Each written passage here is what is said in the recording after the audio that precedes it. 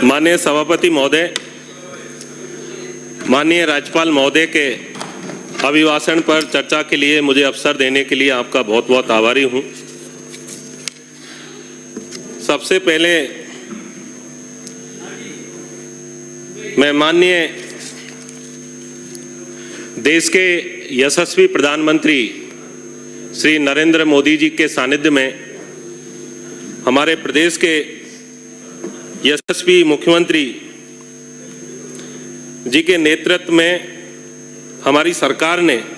राजस्थान को औद्योगिक राजधानी बनाने के लिए अपने कार्यकाल के पहले ही वर्ष में राइजिंग राजस्थान जैसा बड़ा कार्यक्रम सफलतापूर्वक किया है। उसके लिए मैं पूरे सदन की ओर से हमारे मुखिया को, माननीय मुख्यमंत्री जी का बहुत बहुत आभार व्यक्त करना चाहता हूं कि उन्होंने प्रदेश के युवाओं के हक के लिए ये अति महत्वाकांक्षी कदम उठाया है। माननीय सभापति महोदय, राइजिंग राजस्थान का होना और प्रदेश के लिए 35 लाख करोड़ के MOU साइन होना ये बड़ी बात नहीं है। इससे भी बड़ी बात यह है कि जिस तरह का माहौल हमारी सरकार को मिला, जिस तरह की नकारात्मकता पूर्ववर्ती सरकार के प्रति थी, और उस नकारात्मकता को दूर करते हुए हमारे प्रदेश के यशस्वी मुख्यमंत्री ने इस प्रदेश में जिस तरह का वातावरण बनाया, इस प्रदेश की जिस तरह की छवि बनाई कि देश और विदेश के कंट्री पार्टनर बने, और उन्होंने इस प्रदेश पर यह विश्वास किया और उनके विश्वास से ही 35 लाख करोड़ का MOU साइन हुआ। यह हम सब के लिए गौरवान्वित करने वाली बात है। माननीय सभापति महोदय, ऐसा नहीं है कि पूर्ववर्ती सरकार ने निवेश के लिए नहीं किया, लेकिन निवेश के लिए उन्होंने जो भी कार्यक्रम किए, इनकी नीयत में खोट थी और उसी खोट के चलते राजस्थान की जगह जगह पर ये स्वयं नेता फले फूले, न कि राजस्थान फला फूला। माननीय सभापति महोदय, मैं पूर्वी राजस्थान से आता हूं और पूर्व मुख्यमंत्री श्रीमती वसुंधरा राजे जी ने जिस तरह से ERCP का विजन एक राजस्थान के सामने रखा और पूर्ववर्ती सरकार ने उस विजन को जो राजनीतिक टूल बनाया, और राजनीतिक टूल के चक्कर में पूरे 5 साल तक ERCP लटका रहा। उस ERCP को माननीय मुख्यमंत्री जी ने अपने सशक्त नेतृत्व पर, जिन्होंने अपने भागीरथी प्रयासों से ERCP जैसे अब राम जल सेतु लिंक परियोजना के नाम से जाना जाएगा, माननीय मुख्यमंत्री जी ने इस राम जल सेतु लिंक परियोजना के माध्यम से प्रदेश के 17 जिलों, जिनमें 4 लाख हेक्टेयर भूमि को सरसब्ज करने के साथ ही 3 करोड़ से अधिक आबादी के प्यासे कंठ को शीतलता मिलेगी, जैसा एक महत्वपूर्ण काम किया है, निश्चित रूप से हम सबके लिए गौरवान्वित करने वाला पल है। माननीय सभापति महोदय, हमारी सरकार ने अपने वादे के अनुरूप एक वर्ष में 59,500 सरकारी नियुक्तियां प्रदान की है। वहीं इस वर्ष 85,000 पदों पर भर्ती के लिए परीक्षा का कैलेंडर जारी करना, और पिछली सरकार में जिस तरह से न तो भर्तियां निकलती थी, यदि भर्तियां निकल जाती थी तो उनके पेपर लीक हो जाते थे, और पेपर लीक से बच जाते तो कोर्ट में जाकर वो भर्तियां अटक जाती थी। जिस तरह का एक युवाओं के अंदर, एक हमारे प्रतिभावान युवाओं के अंदर जिस तरह का एक निराशा का, हताशा का भाव बना, उस निराशा और हताशा के भंवर से निकालकर माननीय मुख्यमंत्री ने इस प्रदेश के युवाओं के अंदर एक सकारात्मक ऊर्जा का संचार किया है, और उसी के कारण ये 85,000 पदों की जो भर्तियां निकाली है, ये UPSC की तर्ज पर माननीय मुख्यमंत्री जी ने इसका एक पूरा कैलेंडर जारी किया है, और उस कैलेंडर के अंदर ये भर्तियां कब होनी है, इनकी परीक्षा कब होनी है, इनका रिजल्ट कब आना है और कब नियुक्ति मिलेगी, ये पूरा एक कैलेंडर जारी करना अपने आप में एक सशक्त नेतृत्व को परिलक्षित करता है। माननीय सभापति महोदय, अभी सदन के अंदर महात्मा गांधी राजकीय विद्यालयों के बारे में एक चर्चा चल रही थी। मैं आपके माध्यम से सदन को अवगत करवाना चाहूंगा कि पूर्व की कांग्रेस सरकार ने 3741 अंग्रेजी माध्यम महात्मा गांधी राजकीय विद्यालयों को हिंदी माध्यम के विद्यालयों को अंग्रेजी माध्यम में तब्दील किया।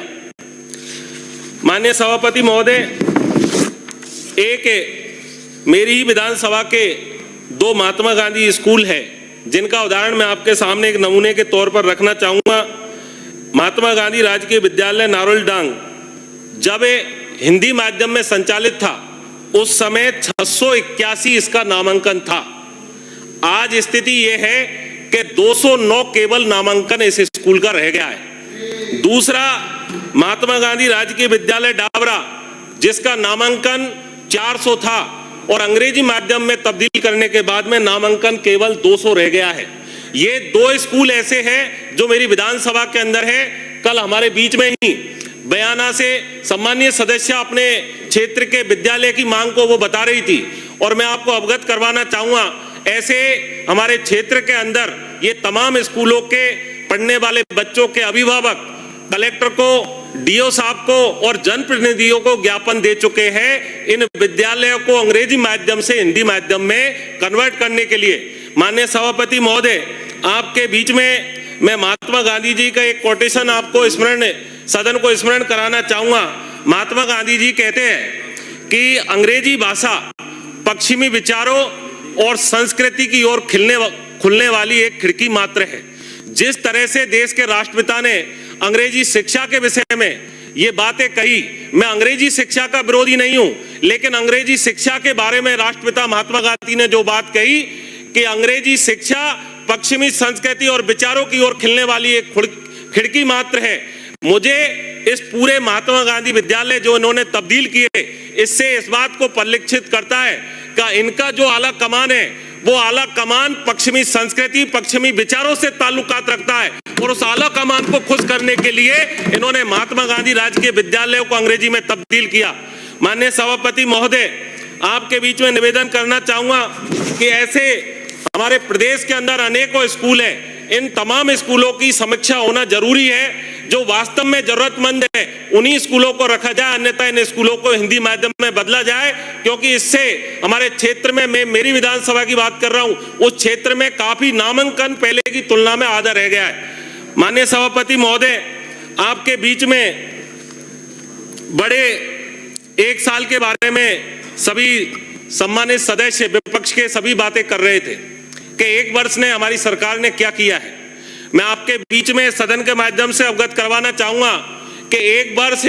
पूर्ववर्ती सरकार का वो अंतिम साल, जब ये पूरे प्रदेश के अंदर जिस तरह से रेवड़ियां बांट रहे थे, जगह जगह घोषणाएं कर रहे थे, उस 1 साल की तुलना हमारे इस 1 वर्ष से मैं करना चाहूंगा कुछ आंकड़ों के साथ में। कालीबाई भील मेधावी छात्रा योजना अंतर्गत स्कूटी वितरण 1 जनवरी 23 से हमारी सरकार आने तक इन्होंने 4232 का स्कूटियों का वितरण किया है और हमारी इस सरकार ने 1 साल के अंदर 24,517 स्कूटियों का वितरण किया है। माननीय सभापति महोदय, स्कूली छात्राओं को साइकिल वितरण इनका 1 साल के अंदर अंतिम में 0 था और हमारी सरकार ने 8.51 लाख साइकिलों का वितरण इस 1 साल के अंदर किया है। माननीय सभापति महोदय, विद्यार्थियों को टैबलेट वितरण इनका 0 था, हमने 88,800 टैबलेट वितरणों किया है। राजकीय महाविद्यालयों में भवन निर्माण के लिए इन्होंने 21 महाविद्यालयों का निर्माण करवाया, हमने 70 महाविद्यालयों का इस 1 साल के अंदर निर्माण कराया है। माननीय सभापति महोदय, सोलर पंप सेट की स्थापना 1200 इन्होंने की, हमने 28,884 सोलर पंपों की स्थापना की है। गेहूं की खरीद जिसके लिए कहा गया है, गेहूं की खरीद इन्होंने अपने अंतिम साल में 4.38 लाख मेट्रिक टन गेहूं की खरीद की थी, वो हमारी सरकार ने 1 साल के अंदर 12,05 लाख मेट्रिक टन की खरीद की है।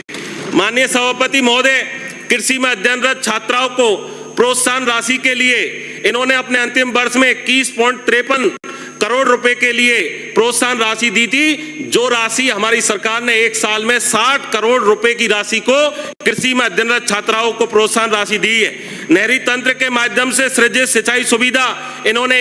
12,492 हेक्टेयर, हमारा 22,648 हेक्टेयर। नए ग्रिड सब स्टेशन इन्होंने 1 साल में 14 किए, हमने 21 किए। सहकारी समितियों में नए गोदामों का निर्माण इनका लास्ट में 0 था और हमारा 62 है। पशुपालकों को किसान क्रेडिट कार्ड जो इन्होंने 1.11 लाख दिया, उसके मुकाबले में हमने 1.86 लाख दिया है। माननीय सभापति महोदय, गौशालाओं को सहायता इन्होंने 733 करोड़ दी, वो हमने 1148 करोड़ दिए। और प्रधानमंत्री मातृ बंधन योजना में लाभान्वित महिलाएं इन्होंने 1.94 थी, जो हमारी 4.86 लाख है। माननीय सभापति महोदय, एक बार से उत्कर्ष परिणाम का ये आपको कुछ नमूना हमने प्रस्तुत किया है। साथ में ही आपको इस सदन को आपके माध्यम से बताना चाहूंगा कि पिछले 3-4 दिन के अंदर जिस तरह से महामहिम राज्यपाल के अभिभाषण पर जो वाद विवाद चल रहा है, उससे एक बात ये स्पष्ट होती है कि विपक्ष के पास में ऐसा कोई मुद्दा ही नहीं है। विपक्ष के पास में ऐसा कोई मुद्दा ही नहीं है जो सरकार के किसी मंत्री को या सरकार के मुखिया को ये घेर सके। माननीय सभापति महोदय, आपको बताना चाहूंगा, इनकी परेशानी माननीय मुख्यमंत्री जी श्री भजन लाल जी नहीं है। इनकी परेशानी भजन लाल जी के कारण, जिस तरह से उनका सशक्त नेतृत्व है, उनका सबल नेतृत्व है, उसके कारण इस प्रदेश के सब 7 उपचुनाव के अंदर जिस तरह से 5 सीट जीतकर भारतीय जनता पार्टी आई है, उसके कारण इनके अंदर जो मरोड़े चल रहे हैं ये कहीं दिखाई नहीं दिए। 4-4 जगह इनकी जमानत जब्त हो गई और यहाँ पर हमारे नेताओं का नाम लेकर ये केवल मुद्दा बनाना